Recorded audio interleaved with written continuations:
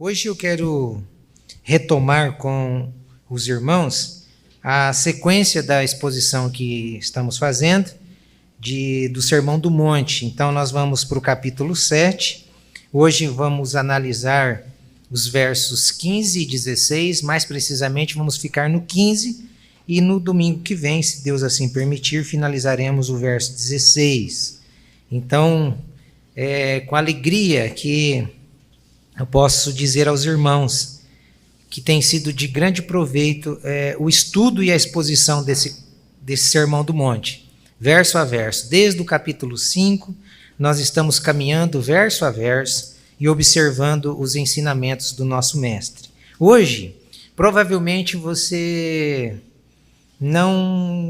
talvez não poderia sentar para ouvir uma mensagem voltada com esse tema, se não fosse nós gastarmos os dias que o Senhor tem nos dado para expor verso a verso, porque é um tema que ninguém gosta de falar, sobre os falsos profetas.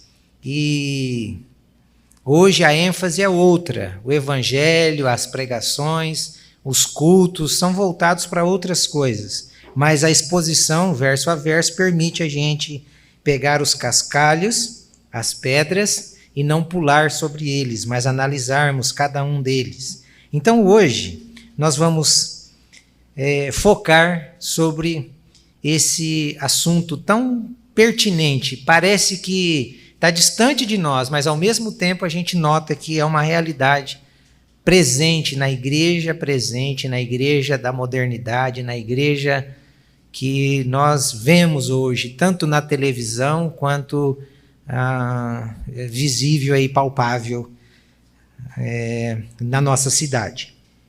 Então vamos fazer a leitura? Mateus capítulo 7, verso 15 e o 16. Cuidado com os falsos profetas, que se apresentam a vocês disfarçados de ovelhas, mas por dentro são lobos vorazes. Pelos seus frutos vocês os conhecerão. Por acaso se colhem uvas de espinheiros ou figos de ervas daninhas? Então, só para a gente recapitular, nós devemos lembrar que o Sermão do Monte ele acaba no verso 12 do capítulo 7. A partir do verso 12, Jesus ele vai fazer, através de alguns exemplos, de algumas ilustrações, ele vai dar algumas orientações de como que os discípulos deveriam se orientar na caminhada cristã, quais as preocupações que eles deveriam ter em relação ao caminhar deles até a volta de Cristo, até a morte deles. Então a gente percebe aqui do verso 13 até o verso de número 29, que é o lugar onde acaba o Sermão do Monte. É 29? Então, até o verso 29, Jesus vai dar esses exemplos. Ele usa algumas metáforas, ele usa alguns exemplos fantásticos. Então, por que ele faz isso? Porque todos os princípios do Sermão do Monte, até o verso 12, já foram lançados. A partir de agora, a gente já nota que, por Jesus ter lançado, então os seus discípulos eles já sabiam qual era essa maneira correta de viver, como que a natureza e o caráter deles deveria se manifestar diante da sociedade, sendo sal, sendo luz, perdoando, amando e assim por diante. Aí quando a gente olha aqui agora para esse verso 15 e verso 16, nós temos o foco que Jesus está querendo mostrar. Esse foco do verso 15 e verso 16 está totalmente ligado aos versos 12, aos versos 13 e 14, que é o caminho estreito e a porta apertada. Então a gente nota que Jesus ele está focando nisso. Daqui para frente ele vai trabalhar isso, ele vai fazer essa diferenciação entre o verdadeiro e o falso, e para a gente analisar onde é que nós estamos caminhando, não é? A partir disso, ele vai mostrar os perigos, os empecilhos e os obstáculos que vão tentar nos tirar da verdadeira fé, do verdadeiro evangelho. Quais são esses perigos? Quais são esses obstáculos? Jesus começa pelo falso profeta, pelo falso evangelho, pelo falso ensino. Então ele vai nos advertir acerca desse perigo que está diante de nós. E ao mesmo tempo que ele nos adverte acerca desse perigo, ele deixa claro que todos nós, inclusive os falsos profetas, estão debaixo do olhar de Deus, que acontecerá no último dia o seu julgamento, o juízo final. Então essa é a perspectiva criada por Jesus para os discípulos. Tomem cuidado, porque Deus está olhando e ao mesmo tempo dizendo aos falsos profetas, olha, o que vocês estão fazendo não vai passar desapercebido aos olhos de Deus. E às vezes a gente, olhando assim para um falso pastor, não dá até uma repulsa e a gente fica até dizendo, mas Deus, como que o Senhor permite a pessoa abusar da sua palavra, distorcer o evangelho desse jeito, fabricar uma coisa que não existe, falsificar? O Senhor não faz nada, não fulmina uma pessoa dessa. Por que Deus não faz isso? Porque Ele deixou escrito em sua palavra que haverá um juízo, que haverá um julgamento. Esse dia há de chegar. Então esse deve ser o princípio que deve reger o nosso coração, a nossa mente, gerando temor e fazendo-nos pensar que tipo de evangelho, que tipo de igreja eu tenho sido, você tem sido, que tipo de evangelho nós temos seguido, que tipo de mensagem nós temos ouvido. É bem isso. Então, eu quero destacar aqui, em primeiro lugar, Jesus nos adverte para o possível mal que está em nosso meio. Qual é o possível mal que está em nosso meio? Verso 15, os falsos profetas. Acautelai-vos, tem uma tradução que diz. Aqui nós lemos descuidado. A palavra cuidado e acautelai-vos, na nossa língua parece que tem um pouco de diferença. Mas quando a gente vai pegar um pouco daquilo que os teólogos dizem, esse sentido de acautelai-vos é de trazer para perto. Esse é o sentido. Trazer para perto. Por quê? Porque todo mundo de longe é igual. De longe parece que nós todos somos iguais. Mas quando a gente traz para perto, a gente percebe que não é bem aquilo que a gente pensava, ouvia. Então, por isso que o sentido aqui seria esse. Tomem cuidado. Por quê? Porque esses falsos profetas, eles ficarão do lado de fora da porta estreita. Eles ficarão para o lado de fora da porta estreita, tentando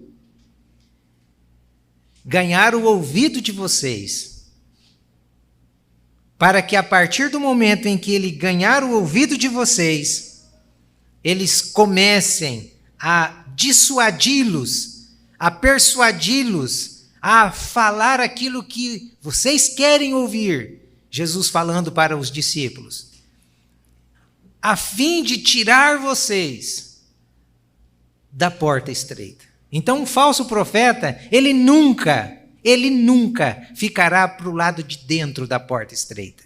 Ele ficará para o lado de fora da porta estreita para enganar, para tirar o alvo, para falar aquilo que a gente gosta de ouvir, para ganhar a nossa atenção. E à medida que eles ganham a nossa atenção e os nossos ouvidos, eles começam a jogar os seus venenos.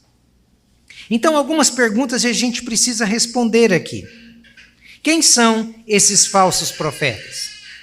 Quando você olha para o texto, Você percebe a ideia de que Jesus está mandando trazer para perto. Por que ele manda trazer para perto? Porque Jesus ele deixa bem claro que esses falsos profetas são pessoas sutis.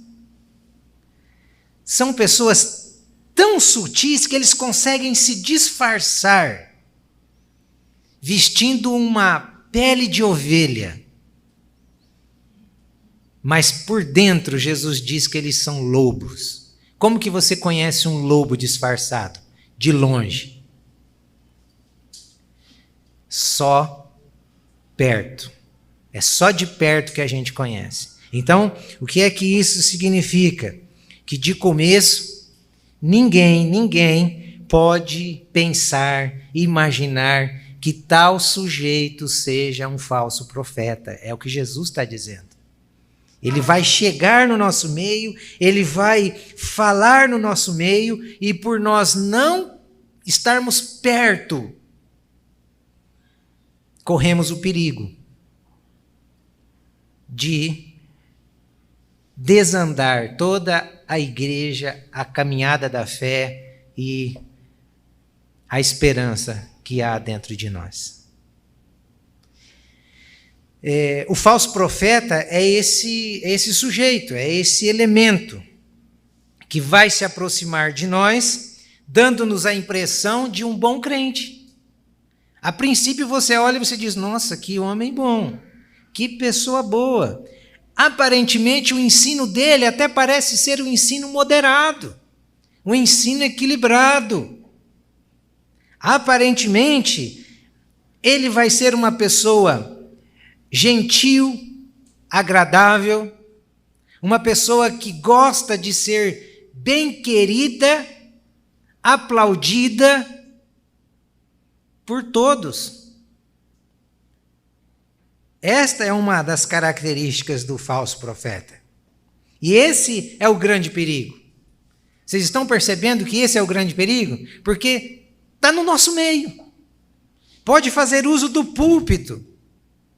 Pode falar de Jesus,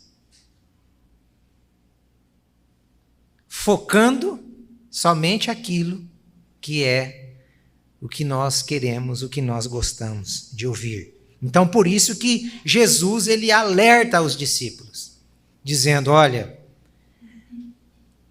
tragam para perto, ou seja, se aproximem, andem, porque é andando que você vai perceber a ovelha que está vestida, rosnando como um lobo. E Pedro não deixa passar em branco.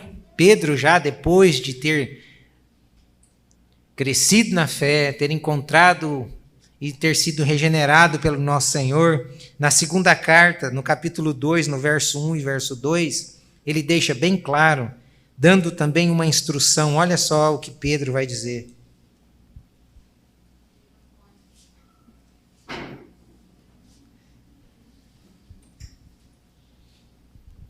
Essa é uma falsa pilha.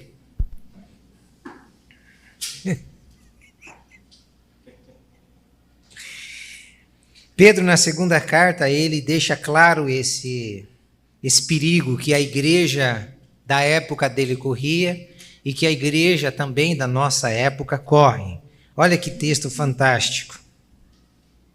Assim como surgiram falsos profetas no meio do povo, também haverá falsos mestres entre vocês.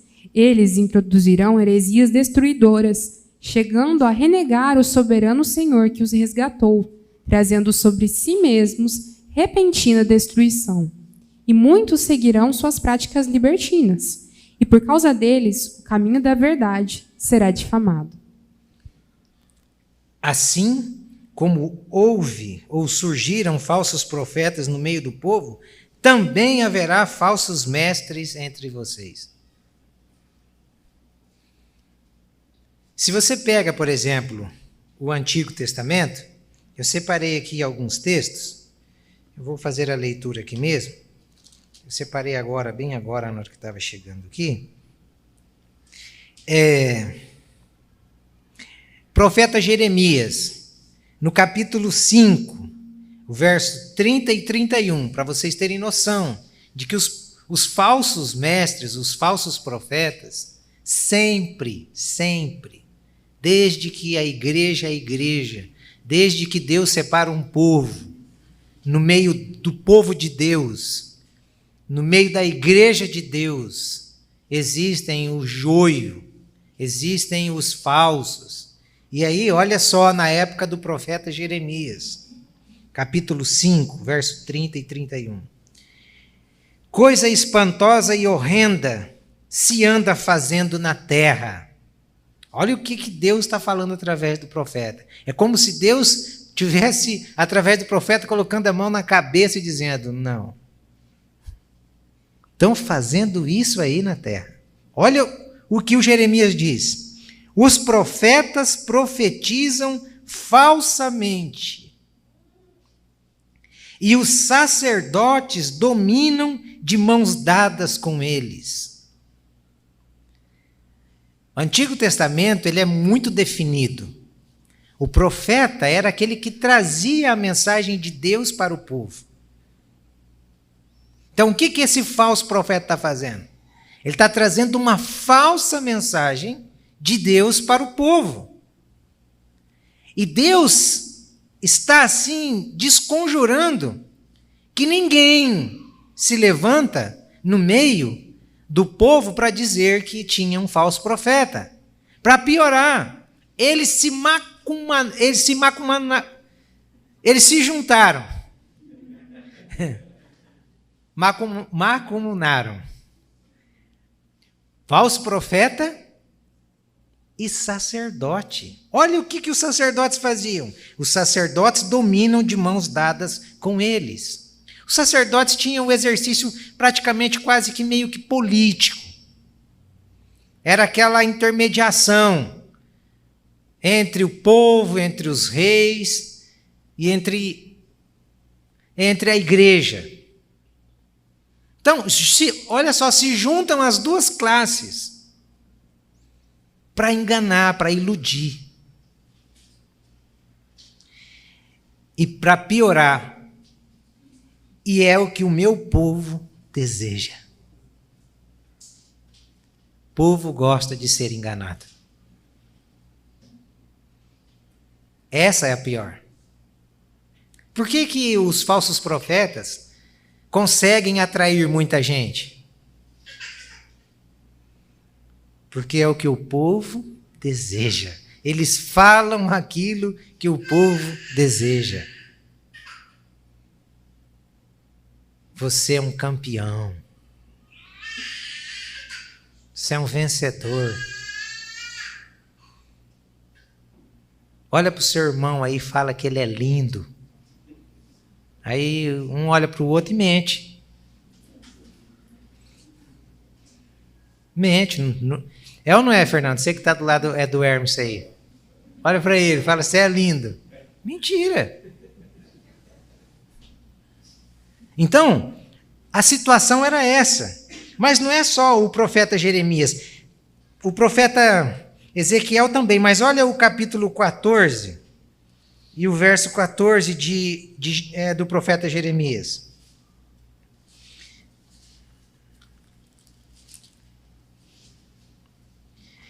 E o Senhor respondeu: esses profetas profetizam mentiras em meu nome. Nunca os enviei, nem lhes dei ordem, nem lhes falei. Eles estão profetizando para vocês visões falsas, adivinhações inúteis e engano que procede do seu íntimo. O que isso acontece? Olha, qual é o mal que isso gera? Isso gera o mal de que se alguém for usado por Deus, realmente por Deus, para trazer uma palavra de sabedoria, a gente já vai ficar... Se você não conhecer, você deve ficar com o pé atrás. Porque normalmente as palavras de Deus que os profetas traziam eram palavras de exortação. Traziam palavras de esperança? Traziam. Mas em sua maioria eram palavras de exortação. Jeremias 23, verso 21. Verso 16 primeiro. Assim diz o Senhor dos Exércitos: não dei ouvidos às palavras dos falsos profetas, que profetizam entre vocês, e que se enchem de falsas esperanças. Falam as visões do seu coração, não o que vem da boca do Senhor. Verso 21. Não mandei esses profetas, mas eles foram correndo. Não lhes falei, mas eles profetizaram. Agora, verso de número 32. Eis que eu sou contra os que profetizam sonhos mentirosos. Diz o Senhor, e os que o contam, e com as suas mentiras e leviandades fazem o meu povo andar errante. Eu não os enviei, nem lhes dei ordem alguma, e eles não trazem nenhum proveito a este povo, diz o Senhor dos Exércitos. Aqui na nossa cidade tem uma igreja, uma denominação. Esses dias estava passando um culto na televisão e eu fui assistir aquele negócio para ver como que funciona. Rapaz, ele deu uma revelação para cada pessoa que estava ali naquela igreja. Fazia uma fila para ele entregar revelação. E a igreja cheia. É bom que essa igreja já está perto da delegacia. Quem sabe se levanta um profeta polícia no meio, tinha que mandar o Micael e já levar o gemado. Não pode um negócio desse. Como que a pessoa tem coragem de falar em nome de Deus aquilo que Deus não falou? É triste isso, muito triste. Aí, como eu disse para os irmãos, só mais um texto. Ezequiel, capítulo 13, verso 2 e 3. Ezequiel, capítulo 13.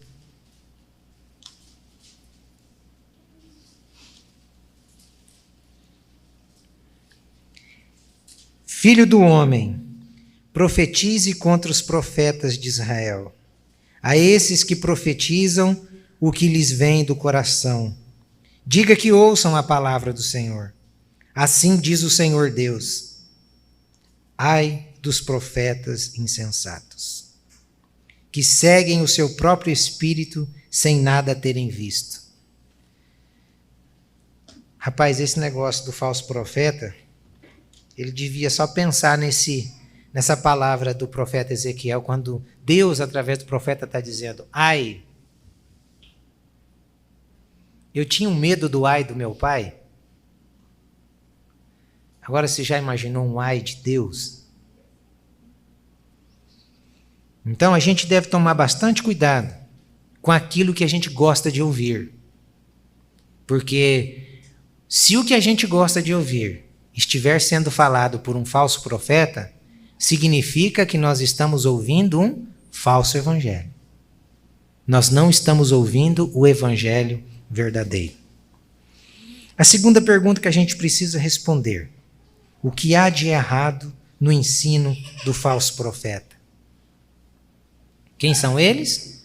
São pessoas sutis que estão no nosso meio e que precisam ser trazidos para perto para que a gente observe o caminhar, o andar, e aí através disso a gente já identifique. O que há de errado no ensino deles? Muitos deles falam coisas certas, como eu disse aos irmãos. Esse que é o pior de todos os perigos. Porque eles estão no nosso meio falando as coisas certas. Quais coisas certas que eles falam? O foco da mensagem deles sempre será em palavras que não ofendem os seus ouvintes.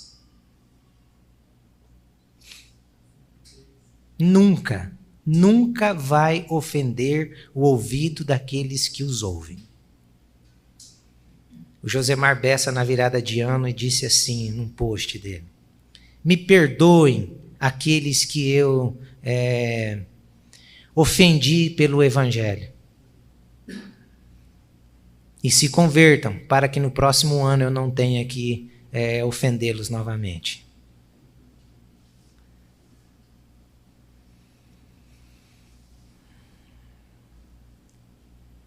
Então a gente deve prestar bem atenção. Um falso profeta jamais falará da porta estreita. Por isso que Jesus atrela o falso profeta à porta estreita e o caminho apertado. Ele não vai falar isso, porque isso ofende. Irmão, você precisa abandonar o pecado.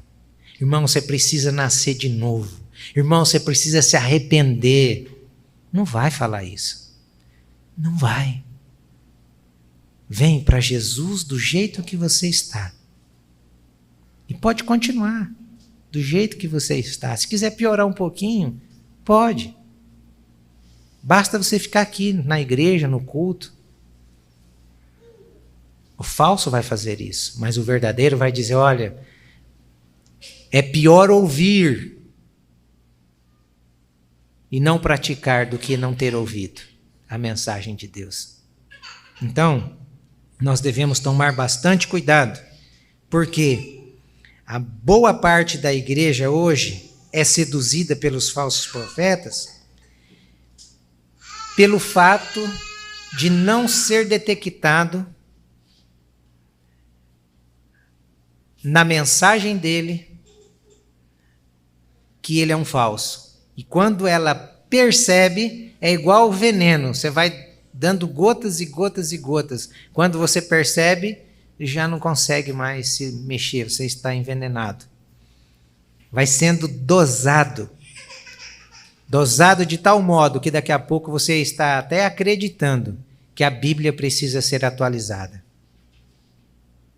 Que a Bíblia é um livro antigo, que os costumes mudaram, que hoje o mundo é outro.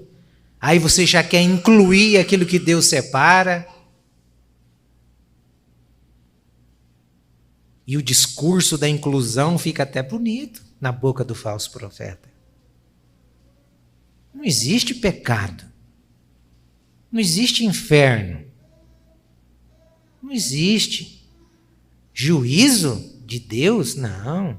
Esquece isso, querido. Você está bem com Deus. Esse é o grande perigo. Grande perigo.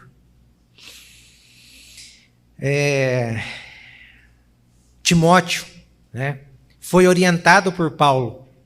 Paulo, um pastor que já estava avançado, prestes a ser decapitado, na sua última epístola, no capítulo 2, que ele escreve para Timóteo, no capítulo 4, na segunda carta, no capítulo 4, do verso 3 ao 5, Paulo dá essa orientação ao Timóteo.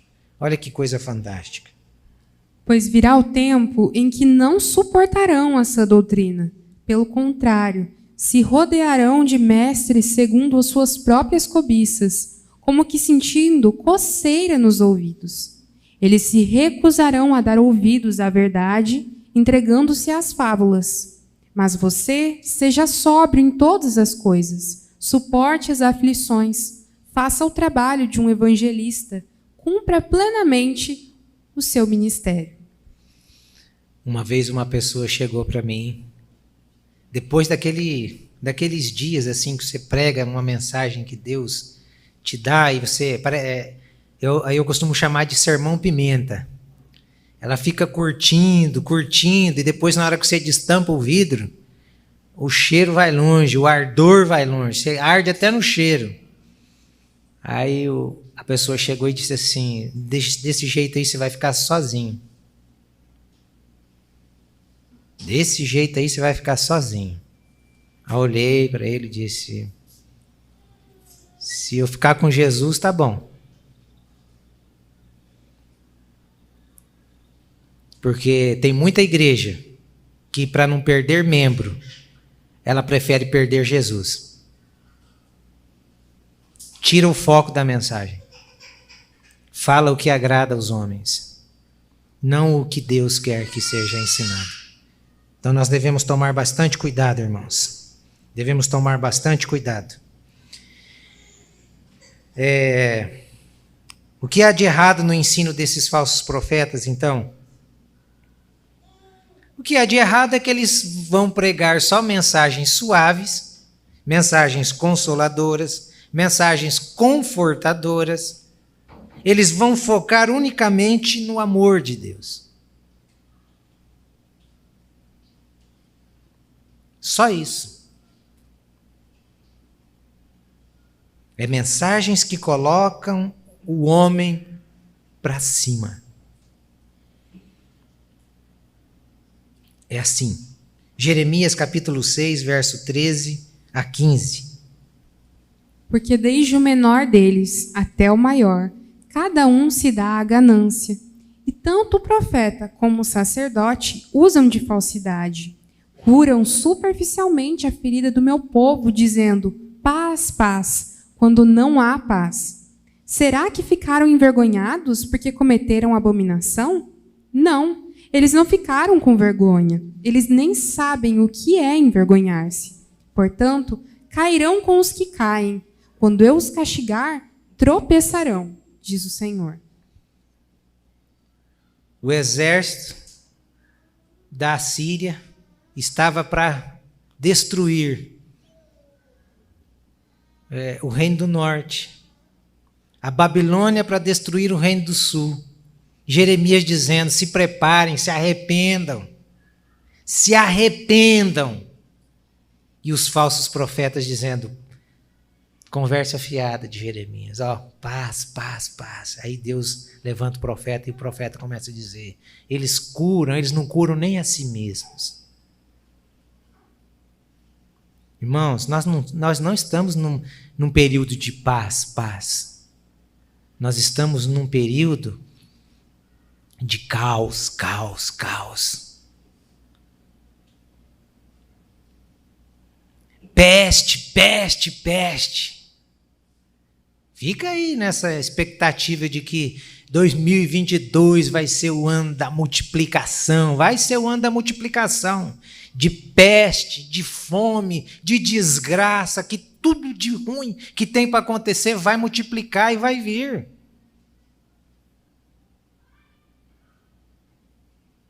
É isso que vem. E como é que nós estamos para encarar esse momento? Então, o falso sempre vai dizer: Deus é bom, Deus é muito bom, Deus é bom o tempo todo. Só Deus é bom. Isso é falso. O Deus é bom. Por que Deus é bom? Porque Ele enviou Jesus. Mas quando eu olho para a bondade de Deus enviando Jesus, me faz também lembrar que Deus é justiça, que Deus é ira, que a ira de Deus é terrível, porque Ele não poupa o seu único filho. Por causa de criaturas como nós, Ele coloca o seu filho e moe o seu filho na cruz do Calvário para punir o pecado do ser humano. E aí chega eu e você para o culto, para a igreja, e a gente acha que Deus é bom, que Deus só é bom, mas Deus não é justiça. Deus é bom, irmãos, mas Deus é justiça. Deus não deixa o pecado passar em branco. Deus vai punir o pecado do homem. E nós precisamos nos arrepender.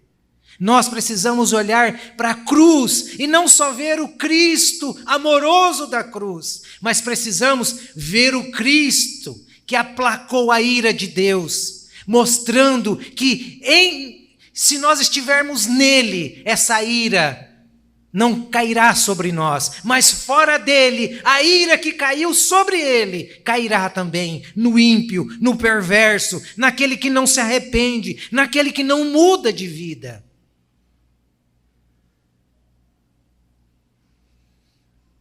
Esta é a mensagem completa. Não como aquelas pessoas que ficavam: olha, coitado, ele era um homem bom mesmo.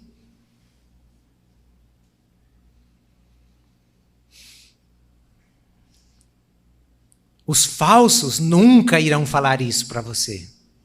Eles nunca irão dizer para você que Deus deseja que a gente viva de modo santo, separado, diferenciado, não como as pessoas mundanas vivem, mas como Deus deixou o exemplo para nós, através do seu Filho bendito, através dos santos apóstolos, dos santos crentes que viveram durante toda essa história da igreja. E aí a gente quer viver de qualquer jeito. Não, nós não podemos. O falso jamais focará na natureza depravada do homem. O falso jamais dirá a mim e a você que sem Cristo nós somos um fracasso. Pelo contrário, ele vai dizer que você é um potencial, que você pode, que você consegue. Irmão, eu digo a você, eu e você, as nossas boas obras, elas não passam de trapo de imundície. Deus não aceita as nossas boas obras como coisas para salvação. Elas são insignificantes, elas fedem. Porque o que a gente faz de bom é com segundas intenções. É para ser visto, é para ser perdoado, é para receber. Mas quando a gente está em Cristo, estas boas obras já têm outro cheiro. Porque a gente faz, não porque a gente precisa fazer, a gente faz porque o Espírito que habita em nós nos leva a isso. E a gente faz para que a glória de Cristo reflita e Cristo seja aplaudido. Então, jamais ele vai focar no escândalo da cruz, porque a cruz é um escândalo. A cruz é escândalo para os judeus. A cruz é escândalo para os evangélicos. A cruz é loucura para os gregos. A cruz é loucura para um mundano.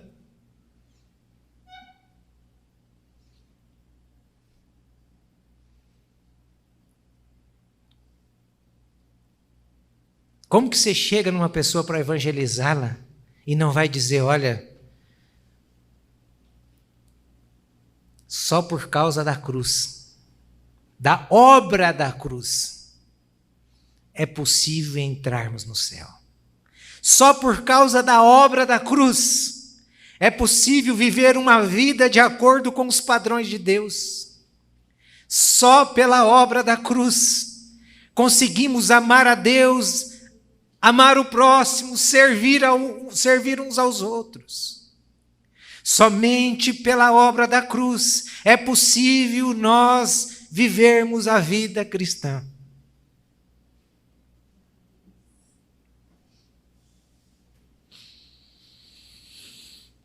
Quem está pastoreando a sua vida? As mensagens que você ouve, você que está aí pela internet. Se você não está em uma comunidade onde não foca estas coisas, eu digo a você, sai, procura outro lugar.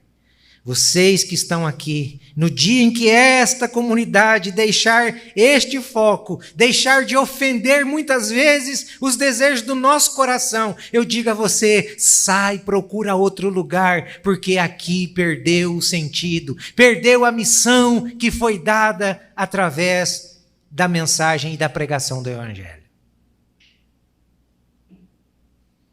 No dia que alguém ocupar esse lugar, falando mais de si do que de Cristo, trazendo a glória para si, não para Cristo, dizendo que era isso, que era aquilo, quem quer saber o que era? Nós queremos saber, é de Cristo, o que Cristo fez,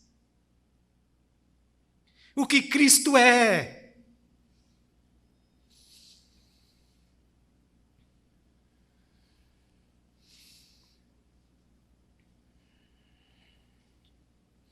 A terceira e última pergunta que a gente precisa responder: como os falsos profetas podem ser reconhecidos? Como eu disse aos irmãos, trazendo eles para perto, mas eles podem ser reconhecidos, como eu disse aos irmãos, na omissão deste conteúdo na pregação. A omissão destes conteúdos que eu acabei de mencionar na pregação é tão prejudicial quanto as heresias. Que às vezes a gente fica preocupado com as heresias. Mas o falso profeta hoje ele está malandrão. Ele vem com poucas heresias, mas ele omite as verdades essenciais.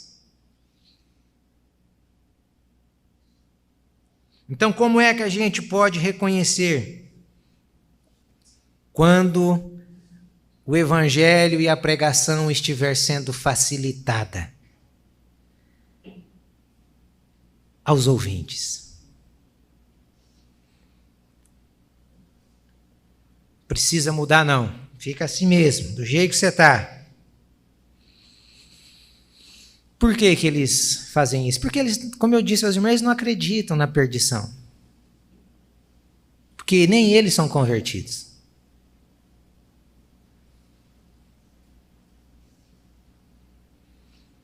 Como o nosso irmão Ricardo gosta de mencionar sempre, né? Eles transformam pecado em problema. Uma vez chegou um homem para mim, no gabinete, lá na igrejinha nossa, lá de baixo. E ele falou, rapaz, eu tenho um problema na área do sexo. Eu falei, qual é? Pai, eu não posso ver uma mulher. Eu falei, irmão, isso aí é todo homem. O homem que não tiver aí um desejo assim, não sei se ele é homem. Mas isso aí não é problema, isso é pecado. Isso aí a gente tem que matar daí a carne. Fui começar a falar com ele. Outro, um dia, chegou para mim e disse assim, o meu problema, sabe o que é, pastor? Eu falei, qual é? Rapaz, o diabo me pega todo dia à tarde para me levar para o boteco, para eu beber pinga. Beber pinga, o diabo te pega para ir beber pinga e você vai com ele. Aí ele olhou, riu. Falei, e se ele te pegar você para ir beber água de fossa? Aí tá doido, né, pai? Eu não vou, não. Falei, água de fossa o diabo não te leva. Mas na pinga você vai.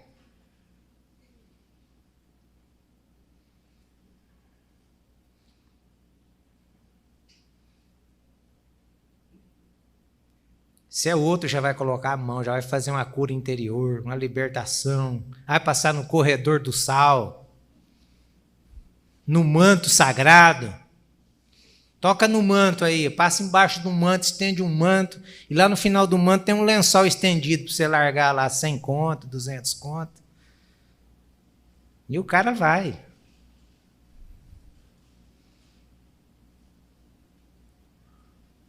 Uma vez eu fui num culto,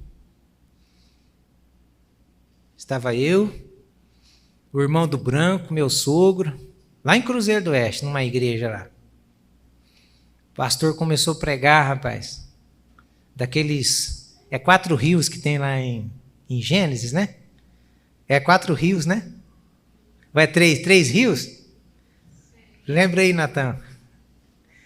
Aí, rapaz, terminou, sabe que jeito? A mensagem começou boa, terminou ele chamando 4 virgens para segurar cada uma na ponta de um lençol, e o povo ia jogando aí as ofertas lá dentro. Tem uma mulher que pegou um sapato de salto, a coisa mais linda, rapaz, jogou de oferta. Aí eu fiquei pensando, e amanhã, que jeito que ele vai vender esse sapato aí, para ele levar esse dinheiro? Vai levar para a mulher. O dele é que se a mulher não estiver junto, ela já pega aquele salto e na cabeça dele. Então, para vocês verem como que chegou a fé.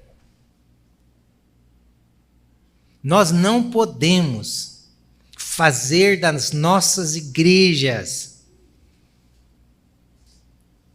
dos púlpitos, um balcão de negócio, dos irmãos clientes em potencial.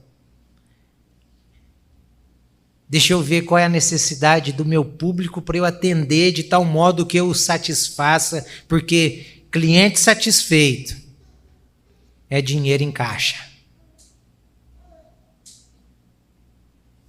Não, irmãos, a igreja não é isso. O verdadeiro não faz isso. O verdadeiro afugenta. O verdadeiro abre o vidro de pimenta, se precisar dá uma surra de vara verde, depois dá um banho de salmoura. Deixa amarrado, como dizia aí o pastor Davi, no dia que você for pegar um irmão de jeito, você amarra ele primeiro para ele não sair, aí depois se você esfolar, você dá um banho de salmoura. Nós precisamos, irmãos, de homens de Deus, de pessoas que tenham coragem de falar aquilo que Deus falou, de pregar o Deus que não muda, de o Deus que não precisa de atualização, porque Ele é atual. Quem precisa de atualização somos nós. Se tem alguém aqui que precisa de um recal, somos nós.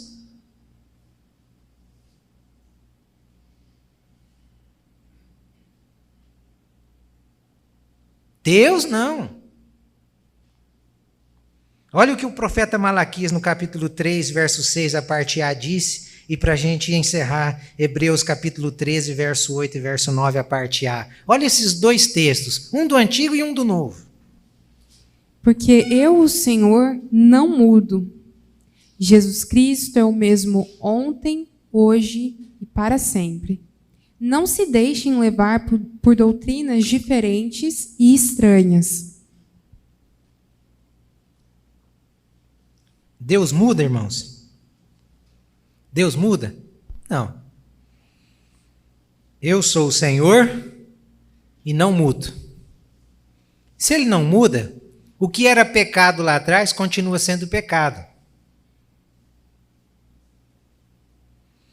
Existem outros intermediadores? Não. Hebreus, Jesus Cristo é o mesmo ontem, hoje e para sempre. Não se deixem levar por doutrinas diferentes e estranhas. Então, quando você olha para as Escrituras, a gente deve procurar ouvir, seguir, se sujeitar e obedecer aquilo que Cristo fala, e não ao que o falso profeta fala, distorcendo a bendita e santa palavra de Deus. Essa mensagem aqui hoje elevou o seu ego, deixou o seu ego inflado? É isso que você precisa entender. Se você sair com o ego inflado, falso evangelho. Se você sair preocupado dizendo, rapaz, eu tenho que mudar, verdadeiro evangelho. Se você sair daqui com vontade de dar um soco na minha cara, eu consegui atingir a meta. Eu consegui cumprir a minha missão. Agora, se você sair daqui me bajulando, me adulando, eu fui um falso, eu fui uma negação, eu fui um péssimo transmissor da palavra de Deus. Porque a palavra de Deus transmitida, ela deve nos incomodar. Ela deve deixar a gente irado. Como que os apóstolos eram recebidos por onde eles passavam? Com bajulações? Como que os profetas eram tratados, os verdadeiros no Antigo Testamento? Como que eles eram tratados?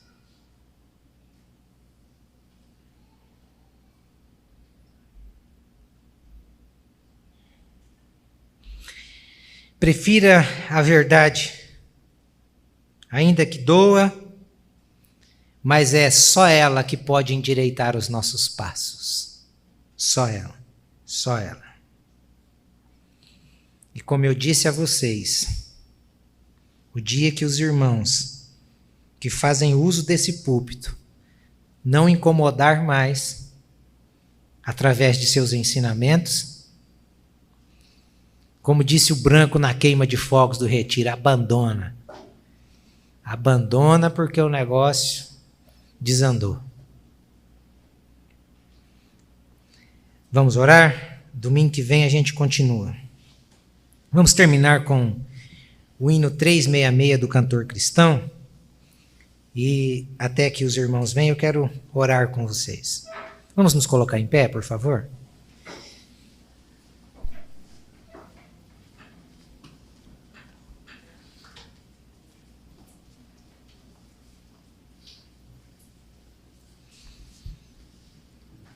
Se tiver alguma pastora aí ouvindo, pastor, ó, deixa hoje a função de pastora, passa para o seu esposo, começa consertando o negócio aí já. Vamos lá.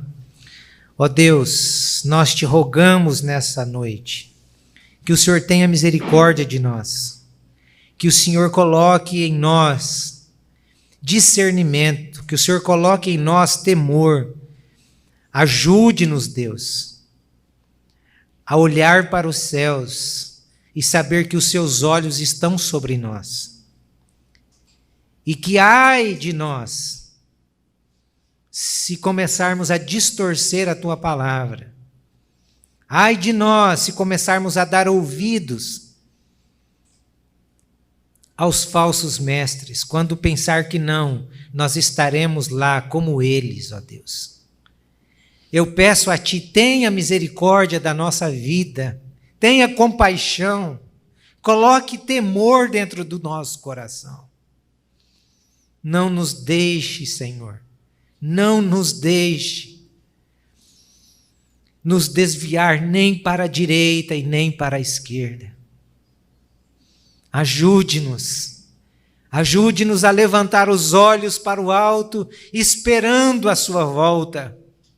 E nos preparando para este grande, glorioso e terrível dia. Derrama sobre cada família a bênção que enriquece e não acrescenta dores. Derrama sobre cada família responsabilidade para com o Senhor.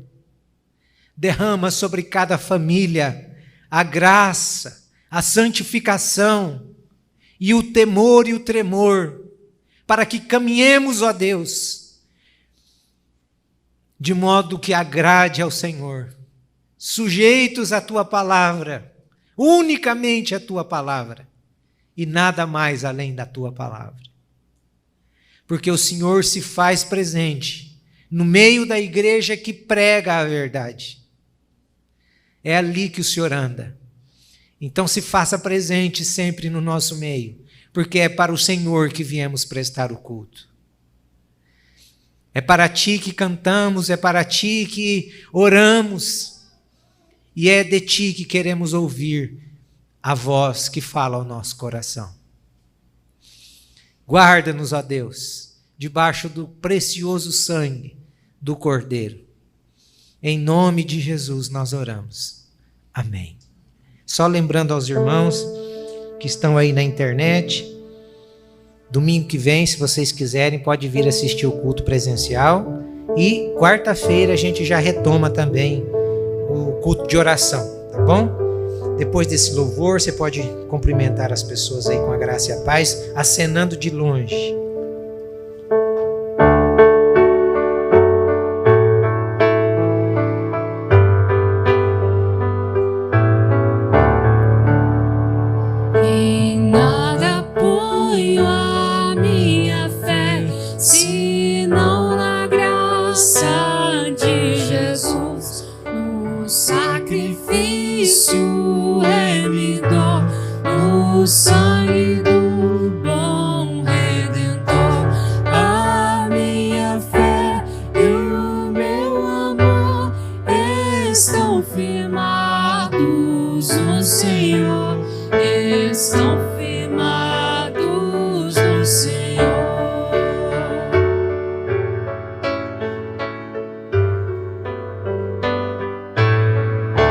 Se não posso a face ver na sua